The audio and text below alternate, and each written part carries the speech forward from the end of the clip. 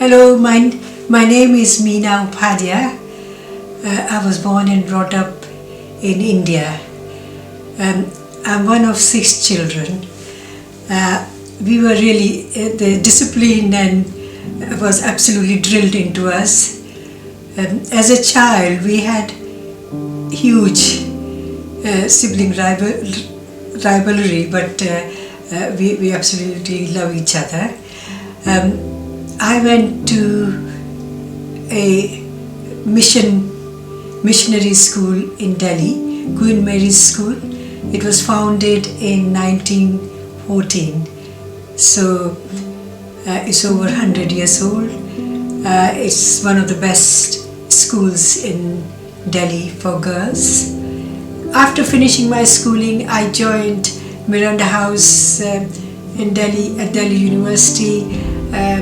It was a very good college. I obtained my science degree from there. So while I was doing my studies, my marriage was arranged by my parents. I had not seen my husband before my wedding, and I was the first person in my class to get married, and they all attended my wedding and had a blast.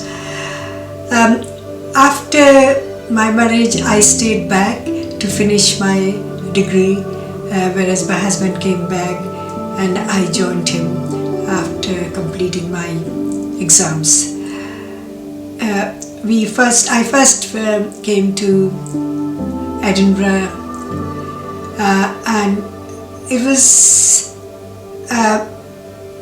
I was mesmerized by the UK, by the departmental stores of UK, and I was bored sitting at home while my husband went to work. So I expressed a desire to work in one of the departmental stores. He was horrified by my suggestion, and he asked me to join university. So I joined Edinburgh University, and I initially enrolled myself for PhD in genetics. However, as I started my degree course, I realized I was pregnant. It wasn't planned, so I carried on with my research, and then only informed my supervisor when I was 7 months pregnant. He nearly fell off the chair when he found out about myself. I continued with my research until my daughter was born. It was one of the happiest moments of my life. And then I went back to finish my studies.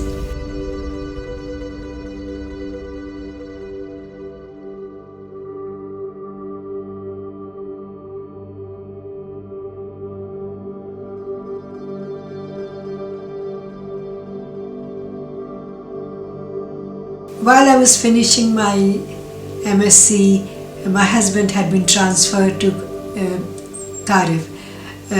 My daughter and we joined him in Cardiff. Here in Cardiff, we spent some quality time.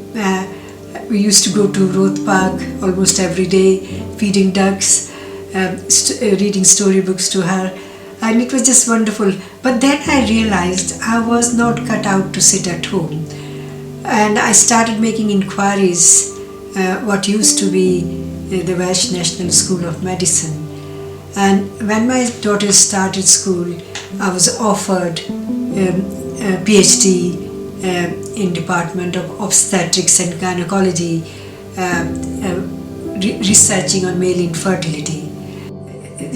I had this opportunity, but I had a very busy schedule because I used to drop my daughter in school first thing in the morning, and then I will carry on with my research. Then I would collect her from school at 3:30.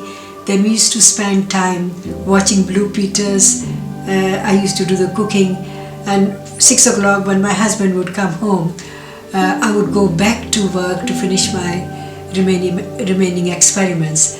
So it was hectic schedule, but between two of us, we did very well. And at this time we were sort of happy little family until the very first week I started writing my thesis, and sadly my husband died of massive heart attack. For about a year I could not go back to my studies because I had a mental block, and I'd lost about a stone in weight in about 6 months. So I was very close to nervous breakdown. I'm very grateful to my friends here who supported me. My family came to see me on different occasions, and they wanted me to go back to India, and I was determined to complete my thesis, and my daughter also wanted to stay here because she had her friends here. So with great difficulty I managed to obtain my PhD, and afterwards I was offered a postdoctorate fellowship at the Institute of Medical Genetics at Cardiff University. When I joined medical genetics, I had a very nice mentor, Sir Professor Peter Harper, who had more faith in me than I had within myself. And when I first joined, he realized my potential, that I was capable of doing great things which I didn't realize, and he gave me the opportunities to develop and transform. So I'm very grateful to Peter Harper, and sadly he died early this year of COVID.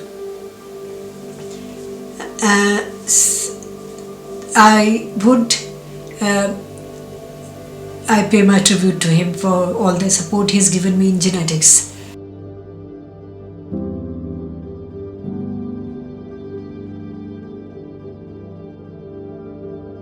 Okay, I found it was taxing to balance family life with the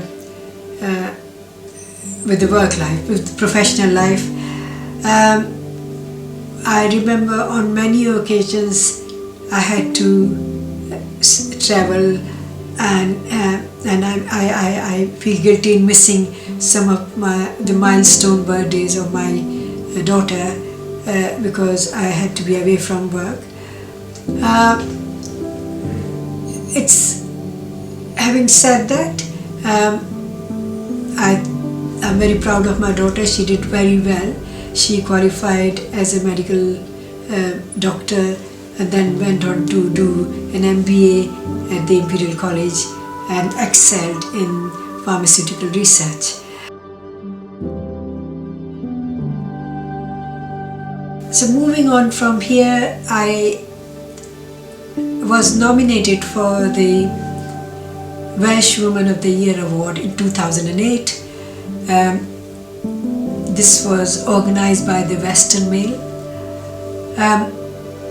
I was shortlisted for the award in science technology, and I didn't get it, but then when I looked around I realized that there were hardly any ethnic minority women in the room.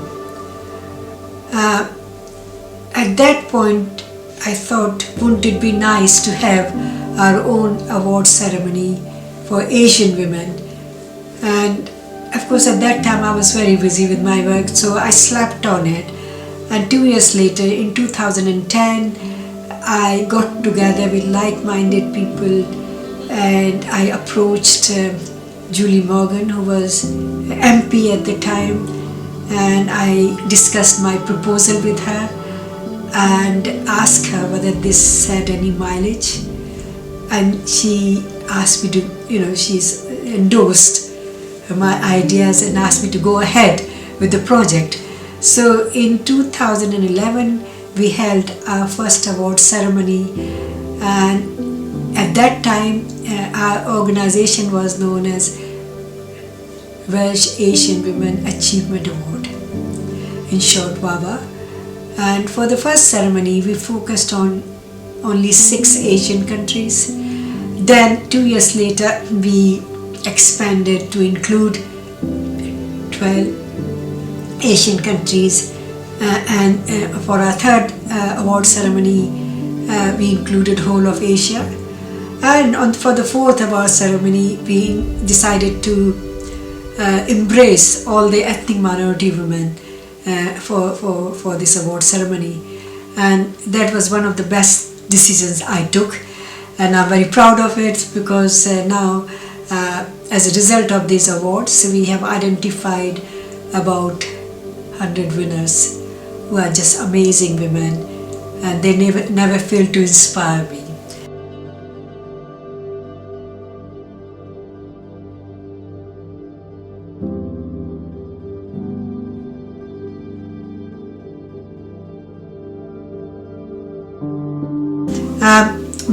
My grandparents were freedom fighter.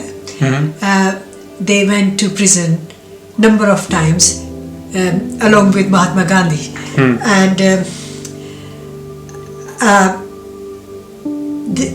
they were imprisoned in different jails in India, in Uttar Pradesh. Okay. And my grandfather died early, so in 1972, on the 25th anniversary of India's independence, Indira Gandhi presented her with a Tamapatra for her freedom fighter campaign. I was beginning to show some sign of leadership when I was in school, and then I was also extremely inspired by my grandmother, because in those days for her to have gone for the to be considered as a freedom fighter was almost unheard of, for women to be sort of going out with men, and especially she ended up in jail on a number of occasions. So it was unheard of. She was absolutely formidable. She fought for equality and diversity, and I think I was much inspired by her. So our organization, Ethnic Minority Welsh Women Achievement Association, the aim of this organization is to empower ethnic minority women and girls living in Wales, identify role models for different communities, and facilitate community cohesion and integration. So this is absolutely, this is and so it's not just about awards, but we also organize workshop for leadership and mentorship, and at the moment MY is on evolving trajectory. I want to make my aim is to make EMBA global. Like many other ethnic minority women, I've also faced multiple barriers because of my language, my culture, my religion, and my physical appearance. And of course, a number of times I have been hurt by that, and in fact I learned to internalize my hurt, but never give up. I always kept going. I always believed in hard work, believed in myself that I can do it. So my message to women out there is never to give up. You have the potential to achieve whatever you want. Just persevere and to achieve your goal.